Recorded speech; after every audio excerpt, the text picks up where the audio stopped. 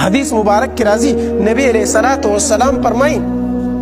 من ترک الصلاۃ متعمدا فقد کفر چاچ قصدن منز پریخود دے کافر شو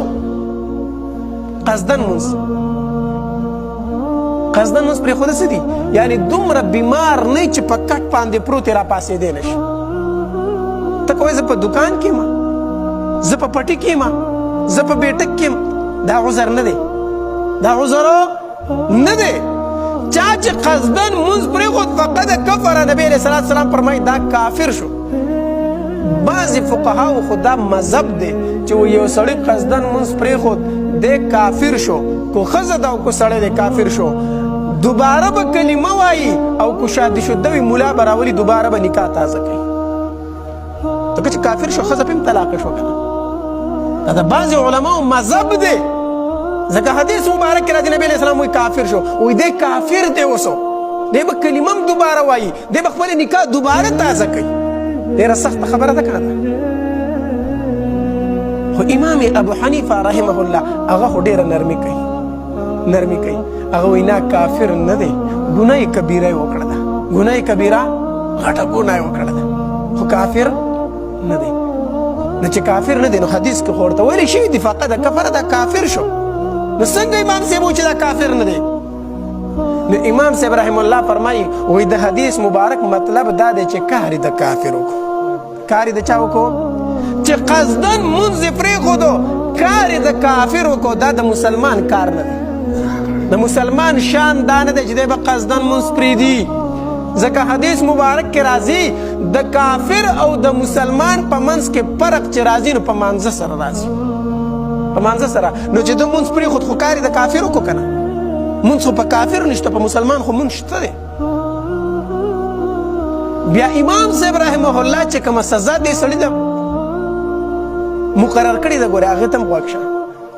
امام صاحب رحمه الله فرمایي امام ابو حنیفه رحمه الله مذهب دا دی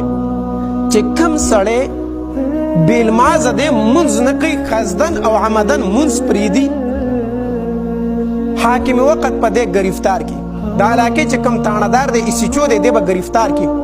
حوالاتو ته به یې واچي تاڼې ته به یې بوځي هر سحر به ده ته دومره سزا ورکوي چې د ده بدن نه وینه راوځي هر سحر به یې دومره وی به چې بدن یې وینې شي یا خو به توبه وباسي چې د نن نه بعد به منځ نه فرېږدم او یا به په دغې والو کې دی مړ شي بیا امام صاحب رحم الله څه فرمایي وایي که چېرته داسې سړی په محله کې په علاقه کې مړ شو چې بېلماز او منځ به یې نه کوه امام صاحب رحم الله مذهب دا دی وایي د ده جنازې له دې نیکان خلک نه ځي د نیکانو نه څوک مراد دي علما مراد دي طلبا مراد دي تبلیغیان مراد دي نور نیکان خلک چې په معاشره کې ما تا ورته نیکان وایو دا نیکان خلک دي د دې سړي جنازې له د بېلمازه سړي جنازې له دې نه ځي دا په خپله بېلمازه وفرېږده چې په جنازه یې مو بېلمازه ودرېږي بیا امام صاحب رحمه الله فرمایي وایي دا بېلمازه سړی چې دی بېلمازه سړی کوم سړي چې مونځ نه کوه کمې ښځې چې مونځ نه کوه وایي دا د مسلمانانو په قبرستان کې مه دفن کوئ خبرې لږ ذهن ورته کولاو کوي دې خبرو ته بېلمازه سړی بېلمازه ښځه د مسلمانانو په مقبره کې مه دفن کوئ دی چېرته سیټ ته بل ځای کې ښخ کوئ چې خلک ترېنه عبرت واخلي او علماو لیکلي دي کله چې دا مړی وشي که نه مړی وشي او مونږ په دې لحد کې کیدو دفن کوي که نه او د خاورو دا بالښکې خو ورته رخ کړی وي او دا سر وله په دې بالښکې کیدي نو د برې نه پکې یو تن اواز کي هلکه وایي مخ وله قبلې ته کوي داسې ووایي که ونه وایي هلکه مخ وله قبلې ته کوي نو دې مړي له مونږ په دې لحد کې دا مخ دې قبلې طرف ته راواړو خو علماو لیکلي دي وایي ما او تا د بېلمازه سړي له مخ په قبله کو ټیک شو خو په شرط سره د ده قبر اوس پړی د ده مخ به د قبلې نه اوړېدلی د بېلمازه سړي د بېلمازې ښځې قبر علماو لیکلي وی په شرط سره یې وسپړی وګورئ د ده مخ به د قبلې نه اوښتی وي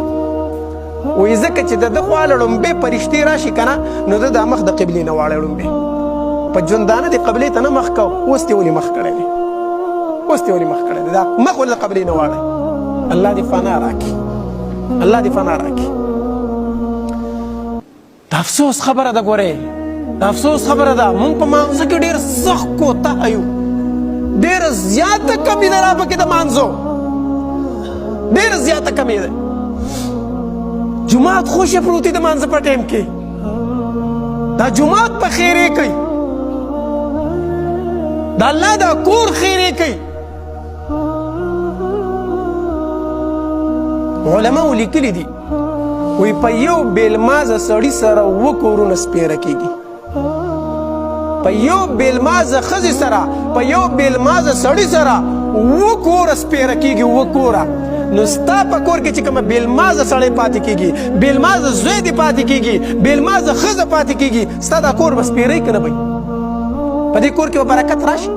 په دې کور کې به خوشحالي راشي، په دې کور کې به اتفاق راشي. چې په کم کور کې بیلمازه سړی او ښځه پاتې کېږي. یاد وساتئ، مونږ مشران څه وایو؟ مونږ مشران وایو په خپله جومات ته راځو، هلکه هغه زوی دې مونځ نه کوي، د ښځې خاوند دی، غټ سړی دی، د هغه قبر جدا او زما قبر جدا. د ښځې خاوند دی، نه په دې نه خلاصېږي، په دې نه خلاصېږي چې د ښځې خاوند دی. ښه زه به هغې نه ومنم چې د ښځې د خاوند دی، په یو میاشت کې تاله کور پیسې درکړي چې په دې ګټې لږ وباسي که نه وباسي، وباسو یې د کور که نه وباسو، چې مونځ نه کوي نو ولې نه وباسي؟ دغلته پرې وس نه راځي. حدیث مبارک کې راځي، نبی علیه الصلاة والسلام فرمایي کلکم راع وکلکم مسئول عن رعیته. په تاسو کې هر یو تن مشر دی او د هر مشر نه به د هغه د کشرانو متعلق تپوس کېږي. ته د کور مشر یې، د دې کور چې څومره نارینه دي څومره زنانه دي، د دې مشر نه به په ورځ د قیامت الله تپوس کوي. او حدیث مبارک کې راځي، نبی علیه الصلاة والسلام فرمایي وی په میدان محشر کې به د ټولو نه سخت عذاب، د ټولو نه بدترین عذاب هغې مور ته میلاویږي، هغې پلار ته میلاویږي. کم مور کم پلار چې خپل بچي ته قرآن نه وښودلی، حدیث یې ورته نه وښودلی، مونځ یې ورته نه وښودلی، دې مو خلاصېږو سیره. د ټولو نه بدترین عذاب، سخت عذاب، خلک به یې پېژني چې دا هغه سړی دی چې خپلو بچو ته یې دین نه ښودو، دغې مور او پلار ته به میلاویږي. الله دې فنا راکړي. دا داسې وړې خبرې نه دي،